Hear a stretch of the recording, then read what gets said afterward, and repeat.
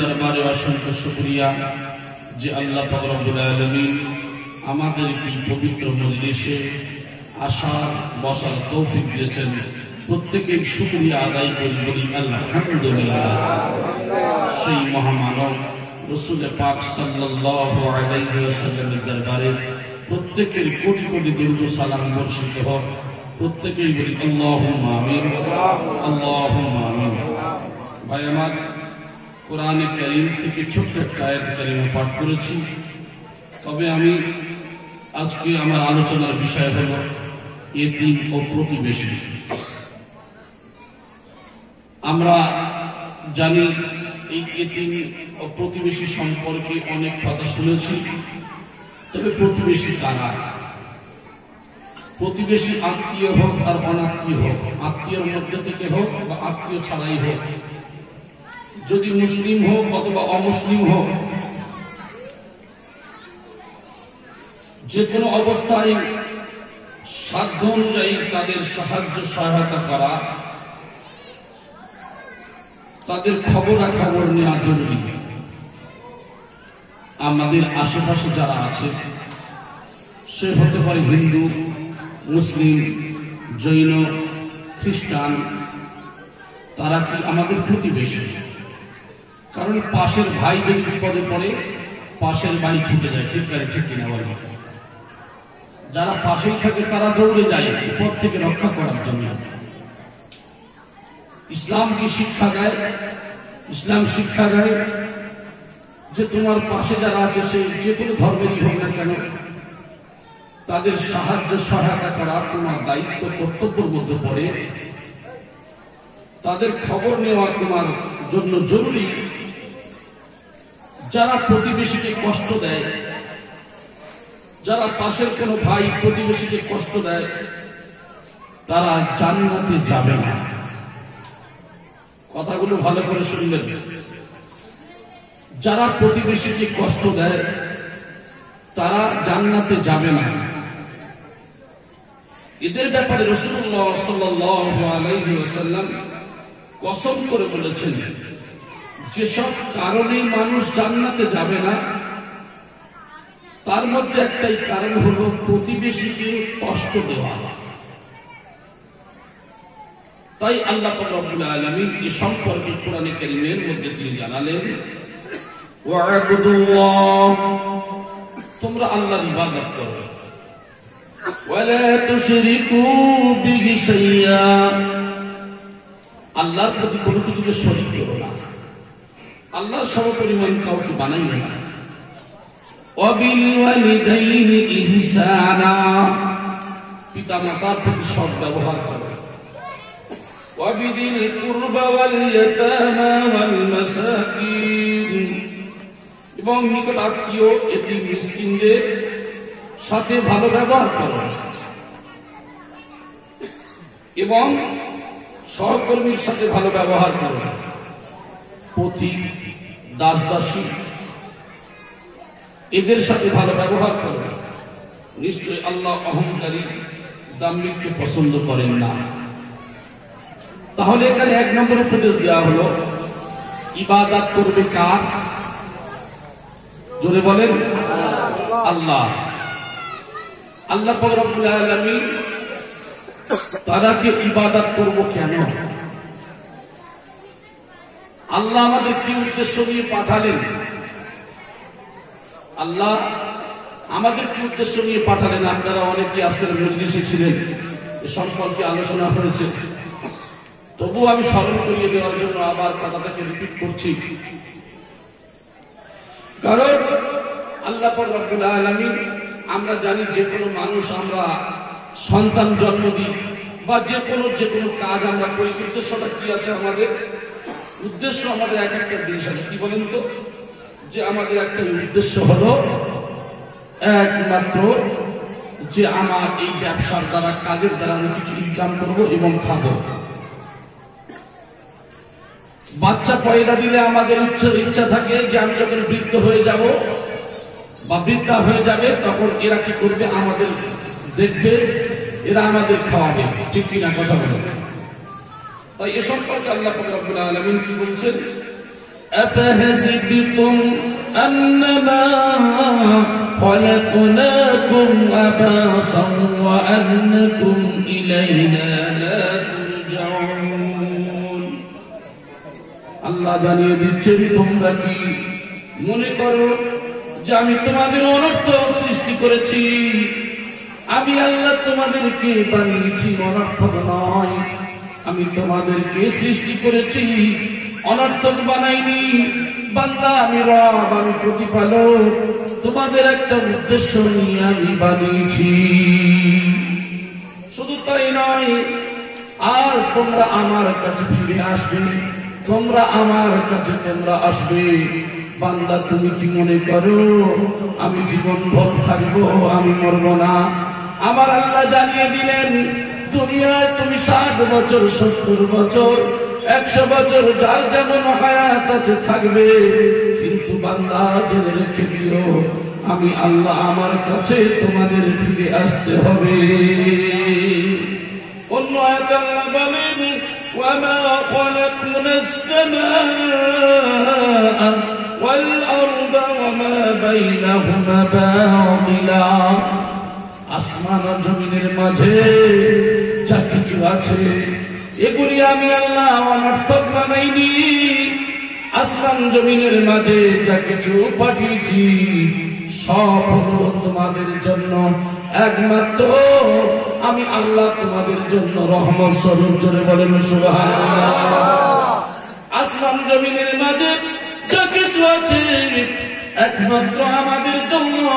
আল্লাহ তাই বলছেন আল্লাযীনা ইয়াযকুরুনাল্লাহা কিয়ামান ওয়া কুউদান ওয়া আলা জুনুবিহিম ওয়া ইয়াতাফাক্কারুনা ফী খালকিস সামাওয়াতি ওয়াল আরদ রব্বানা মা খালাকতা হাযা বাতিলান সুবহানাকা ফাকিনা আযাবান নার। বান্দা আমি তোমাদেরকে দুনিয়াতে পাঠিয়েছি, তোমরা আমি রব আমাকে ডাকবে। কোন অবস্থায় ডাকবে? তোমরা দাঁড়ানো অবস্থায় আমি রব আমাকে ডাকবে, তোমরা বসা অবস্থায় আমি রব আমার স্মরণ করবে, শোয়া অবস্থায় আমি রব তোমরা আমার স্মরণ করবে। আমি আল্লাহ তোমাদেরকে পাঠিয়েছি, দুনিয়ার যা কিছু পাঠিয়েছি সব মানুষ তোমাদের জন্য বানিয়েছি। মানুষ আমরা সব নিয়ামত খাই, সব নিয়ামত ব্যবহার করি, আর আল্লাহর প্রতি নাশকরি করি। যেমন আমরা উদাহরণ দিয়ে থাকি, গাছ হলো আমাদের বন্ধু, যে গাছ থেকে আমরা ফল খাই, যে গাছ থেকে আমরা ছায়া নিই, যে গাছ আমাদের কার্বন ডাই অক্সাইড টেনে নেয়, যে গাছ আমাদের অক্সিজেন দেয়, সেই গাছ হলো আমাদের বন্ধু। এই উদাহরণ একটা নয়, গোটা পৃথিবীর জমিনে যা কিছু আছে ও বান্দা এগুলি সব আমি একমাত্র মানুষের জন্য সৃষ্টি করেছি। তাহলে মানুষ তোমাদের একবার কি মনে হলো না ও রব তাহলে আমাদেরকে কেন বানানো হলো? আল্লাহ আমাদেরকে কেন বানিয়েছেন? সেই আল্লাহর কাছে একবার আমরা জানতে চাই। আল্লাহ জানিয়ে দিলেন ওয়ামা খালাকাতুল জিন্না ওয়াল ইনসা ইল্লা লিয়াবুদুন। পৃথিবীর জমিনে আমি আল্লাহ তোমাদেরকে দুইটা জাতিতে বিভক্ত করে পাঠিয়েছি, একটা হলো জিন জাতি আর একটা হলো ইনসান মানব জাতি হিসাবে। একমাত্র তোমরা আমার ইবাদত করবে। জোরে বলি সুবহানাল্লাহ। আমার ইবাদতের জন্য তোমাদের পাঠালাম, কিন্তু মানুষ আমরা কি করি? আল্লাহর ইবাদত থেকে ভুলে গেছি। তাই আল্লাহ বলছে যদি ইবাদত করতে হয়, ইবাদত যদি করবে একমাত্র আমি রব, তোমরা আমার ইবাদত করো, আর আমার সমপরিমাণ কাউকে বানাবে না। অর্থাৎ শিরক করবে না, আমি আল্লাহ আমার সমপরিমাণ কাউকে বানাবে না।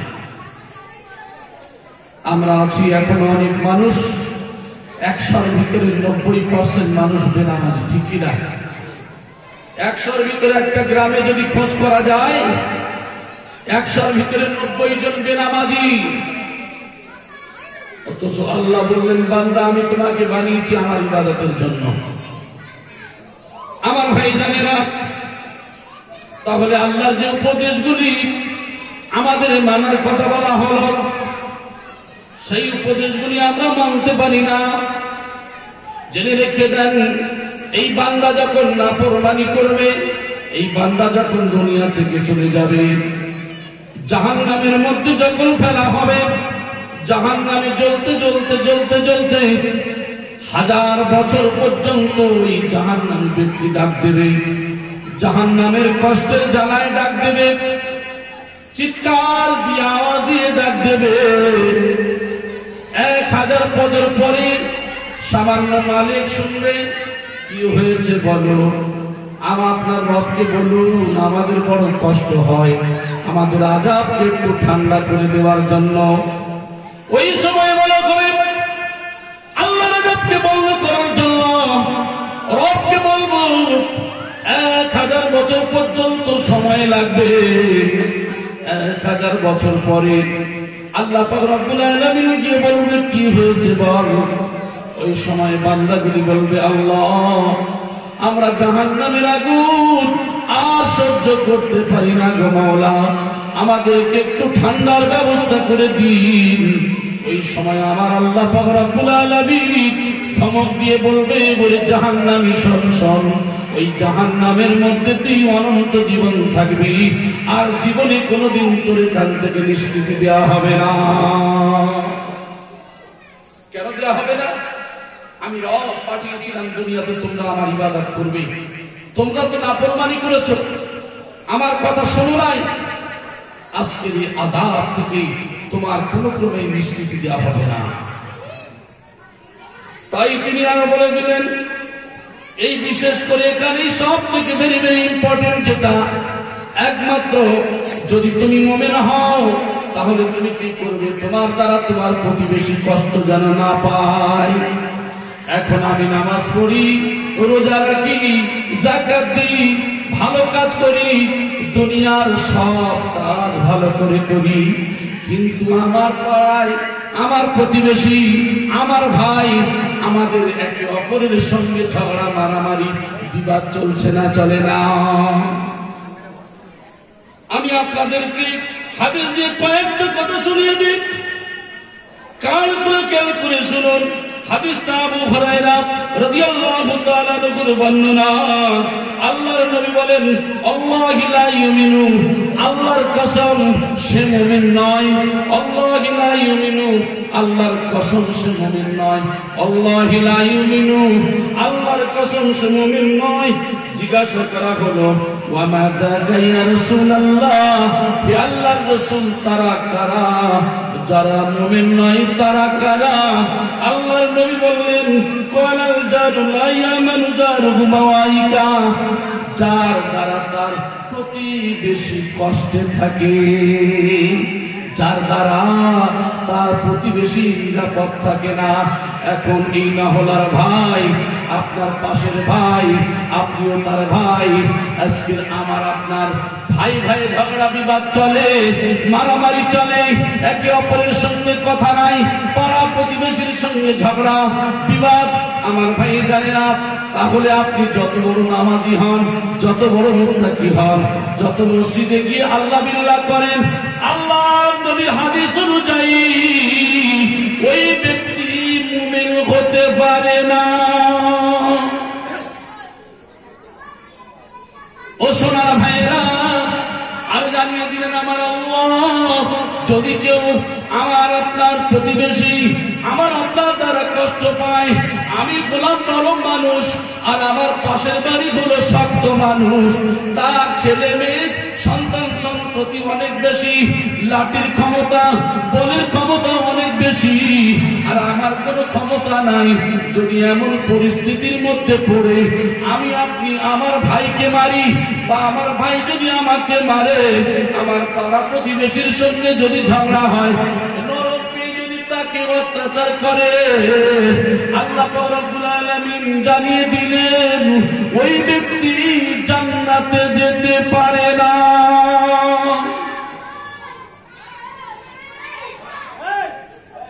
তাহলে আমাদের পরিস্থিতি কত ভয়াবহ হতে পারে, কিন্তু আমরা জানি না বলে করি। কি করি? হাদিস কোরআন আমাদের জানা নাই বলে আমরা এই কাজগুলো করি। তারপরে অপশন আছে, ও বান্দা তুমি অন্যায় করেছো, পাপ করেছো, বুঝতে পারো নাই, তওবা চাও, ক্ষমা চাও, আমি আল্লাহ ক্ষমা করে দেব। আর এরপরেও কোনদিন এমন কাজের মধ্যে লিপ্ত হবে না। তোমার পাশের ভাই হলো তোমার ভাই, তুমি হলে তার ভাই, ভাইয়ের দায়িত্ব হলো, তুমি তো তার শত্রু নও, সে তো তার শত্রু নয়। আমাদের শত্রু হলো একমাত্র একজন, তিনি হলেন ইন্নাশ শাইতানা লিল ইনসানি আদুউম মুবিন। আমাদের শত্রু একমাত্র তিনি হলো শয়তান আজাজিল ছাড়া আর কেউ নয়। আমার সোনার ভাইয়েরা, হাদিসের সম্পর্কে হযরত আনাস রাদিয়াল্লাহু তাআলা আনহুর বর্ণনা, আল্লাহর রাসূল সাল্লাল্লাহু আলাইহি ওয়াসাল্লাম বলছে, লা ইয়াদখুলুল জান্নাতা মান লা ইয়ামানু জারুহু বাওয়াইকা। হযরত আনাস রাদিয়াল্লাহু তাআলা আনহু বলেন, রাসূলুল্লাহ সাল্লাল্লাহু আলাইহি ওয়াসাল্লাম বলেছেন, সেই ব্যক্তি কখনো জান্নাতে যাবে না। সে ব্যক্তি কোন ব্যক্তি? ওই ব্যক্তি হলো যার অন্যায়ের কারণে তার প্রতিবেশী নিরাপদে থাকে না। আমরা 5 ভাই, আমার চাচাতো ভাই হোক, পাড়া প্রতিবেশী হোক, তারা 2-3 জন। আপনাদের ভাষায় বলেন তো ক্ষমতা কাদের বেশি? কথা বলেন না, রাগ হচ্ছে নাকি? বন্ধ করে দেবো, ক্যাসেট পাল্টে দেবো। আসলে আমাদের যে ভুল ধরেছে, ভুলগুলো সারানো এবং সেরে নেওয়া, এটা ভালো না খারাপ? দুনিয়ায় যদি আমরা তো ভুল করবো, মানুষ আমরাই ভুল করি, ঠিক কিনা? কিন্তু ভুল করার পরে যদি আমরা এগুলি জানা বোঝার পরে যদি তওবা করি, তাহলে আমাদের পূর্বের পরের গুনাহ মাফ করে দেবেন কে? তাহলে আমরা এইগুলি অবশ্যই ভালো করে বোঝার চেষ্টা করব। এখানে বলছেন যে যার অন্যায়ের কারণে তার প্রতিবেশী নিরাপদে থাকে না, সে জান্নাতে যেতে পারে না। কত বড় কথা! এখন আমরা তো এই কাজের মধ্যে লিপ্ত, এই কাজের মধ্যে আমরা লিপ্ত।